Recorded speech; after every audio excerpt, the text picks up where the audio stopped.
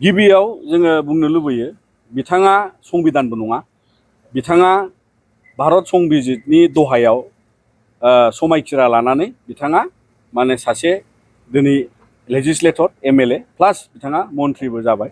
जों बिथांखौ मान होयो। बेवहाय संबिधानिक जि माखासे मोनथायफोर थायो आरो जोङो जि क्राइटेरियाखौ लानानै जोङो ट्राइबेल बे अराय सम माने बियो सासे मानसिजों थैजासिम थायो।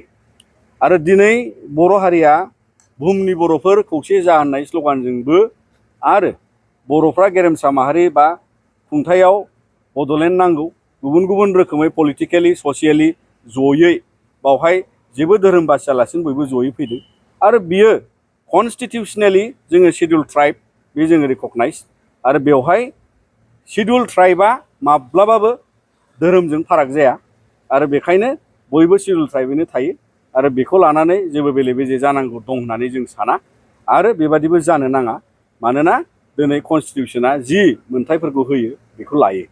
रिलिजियास माइनरिटिया जाय धोरोमा माने कनस्टिटिउसनेलि माने बिथांमोना खम बिबांनि फोथायग्राफोर दङ इन्डियायाव।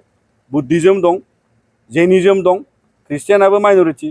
दा बेवहाय दिनै गभर्नमेन्टनि सिस्टेमाव रावबो ट्राइबेलानो जा एबा ट्राइबेल ख्रिस्टियानानो जा डाबल बेनिफिट रावबो मोना। गभर्नमेन्टनि सिस्टेमा बेबायदि स्कलारशिपखौ रावबो डाबल मोना आरो गुबुन गुबुन सुबिदाखौ रावबो डाबल मोना। मानोना one window one benefit one scheme one scholarship one student बेबादि मोनसे पलिसियाव गभर्नमेन्टआ सोलियो। आरो बिनि थाखायनो बेफोरजों गुलाय गुजाय जानांगौ जोंनि बर'नि खौसेथिखौ सिफायनाय एबा बर'नि खौसेथिया गावस्रानांगौनि जेबो सोमोन्दो गैया।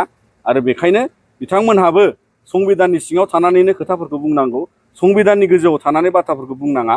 जों बिथांखौ खावलायबाय। मानोना बियो संबिधानिक मोनसे बिथा माने डिसिसन आरो जायखौ संबिधाननि सिङाव थानानै लेजिस्लेटर्सफ्रा मन्थ्रिफ्रा हाबा मावनांगौ। नोंथांमोना बेबादिनो सोलिनांगौ आरो संबिधाननि गोजौआव थानानै बाथ्रा बुंनाङा।